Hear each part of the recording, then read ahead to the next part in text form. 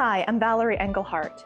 In this video, we're going to jump right into it because this is perfect for the busy artist who only has a few minutes in their day, but you want to fit something in. So in this case, let's play with a new brush. I have this 3/4 inch cat's tongue.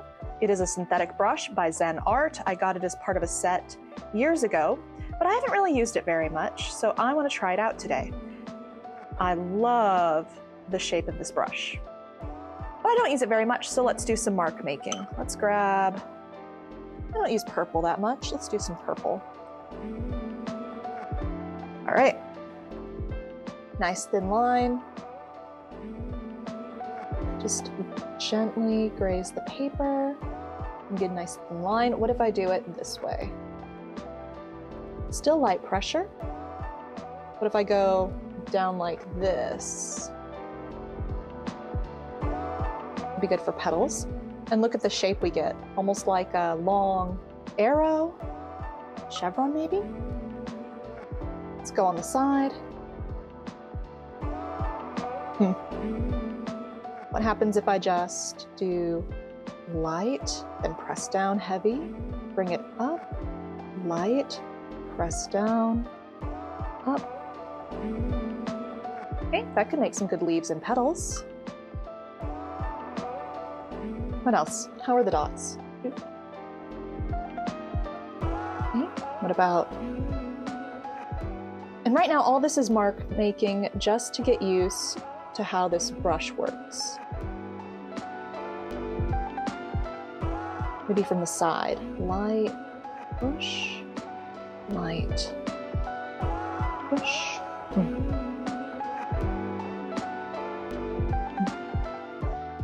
What if I wanted to make a circle? How easy is that? Pretty easy.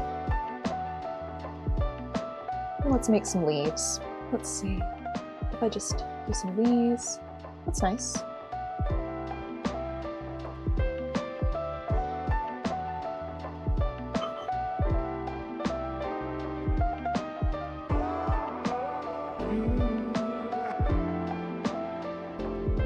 Make it like super big. So it's a nice big brush, good for getting in those like single swoop of a leaf, sort of like, you know, light, heavy, light, boom, there's a leaf. What if I just go down like this? Okay.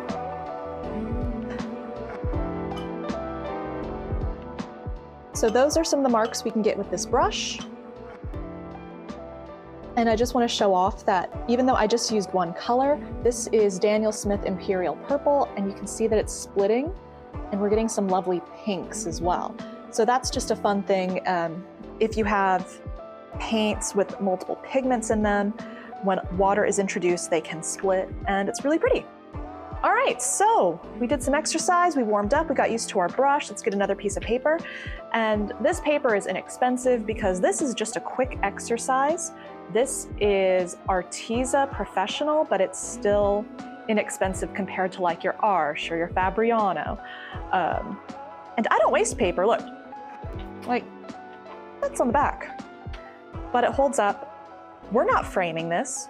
We're not selling this. This is getting our brush miles in and practicing and just fitting something in so that we don't get rusty. And also it's just fun to paint. So let's see, it is winter right now, but I am seeing daffodils at the market. So this looks like a good one for doing big petals. Let's do a daffodil. How do we want to start? Well, I guess we'll start with the center. So I'm going to grab my orange. This is Daniel Smith Aussie Red Gold. And because this is just an exercise, I'm pulling from a palette. I do love using tube paints, but we don't have time for testing out tube paints right now. So let's just start with the center. And they're kind of like ruffly. Cool. I'm gonna rinse my brush. So I've just got clean water on my brush, and I'm just gonna drag that pigment into the center. And what that does is creates light. Makes it airy. Well, it lets the watercolor be watercolor. not a perfect circle, but you know what? I have seen plenty of super wonky daffodils, so we're just gonna roll with it.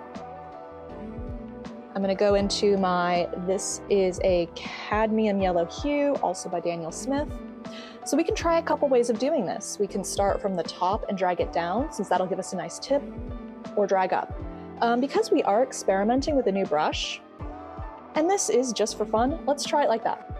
So I know that daffodils have 6 petals. All right, so that looks nice, but I do know that based on the center, this petal needs to be a bit fatter. So let's just go in again and just drag it down. And I'm okay with them touching. All right, opposite side, here we go. What if I like really push down hard? Ah, that seems to be the thing. I just really need to push down hard. And here we see that the yellow is bleeding into the orange, and that's perfect. I like that. Let's go in, more color, and I'm gonna go about here. I'm gonna press down really hard and lift. Cool, more water, more paint, down here, press down hard and lift. More paint. Here, dot, press down hard and lift. Look at these lovely points we're getting. And see, we just had to practice it a little. About to have a drop. About right here. Tip, push down, and lift. All right.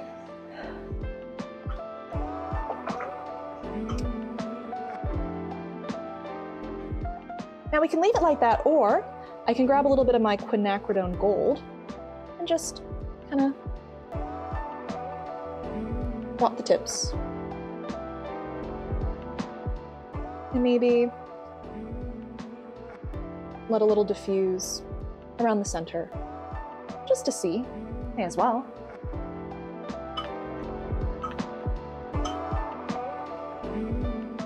And of course, we're gonna need some green. And I'll have it come, because I've got a gap between these petals here, so let's just have it go here. I'm gonna drag it down. I'm gonna grab more green, and daffodils have long, and they're kind of thick. Oh, I didn't get enough pigment in there, so I'm just gonna go in. Let's start. Actually, I like how that fades out, so I'm gonna start from the bottom again and do that. If I want to, pick up the paper and let the paint run.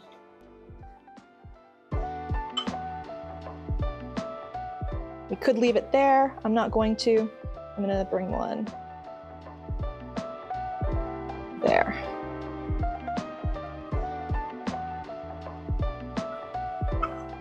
All right, great. And while this is a great start, I do want to work more on the center, but that paint's still wet. So I'm gonna pull out my blow dryer, give it a quick 30-second blow dry, and we'll finish this up. All right, even though it's not completely dry, it is dry enough for my purposes. So let's go finish off this center, grabbing more of my orange. I'm just gonna dot some of the places on the outside.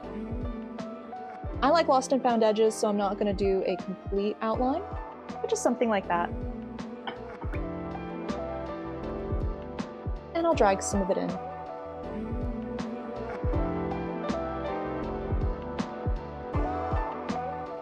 And sometimes daffodils, if you look in, they kind of have like those little pollen-y bits. So I'm gonna mix that by doing my orange and my green.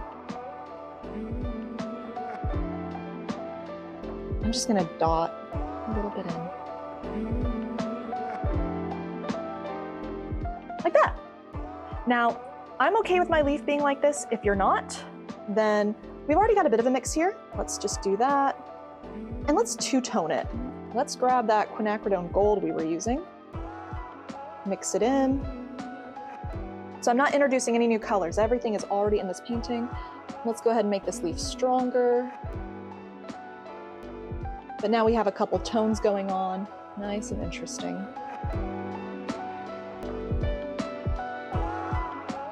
All right, and there we go. Daffodil is done. So in this video, we played around with a 3/4 inch cat's tongue brush, did some mark making exercises, and painted a lovely spring daffodil. So I hope you enjoyed this video. If you liked it, hit that like button so I know to make more like it. And if you want to see more, press subscribe because I make videos every Monday and Thursday. Thanks so much for watching. Happy painting! Bye!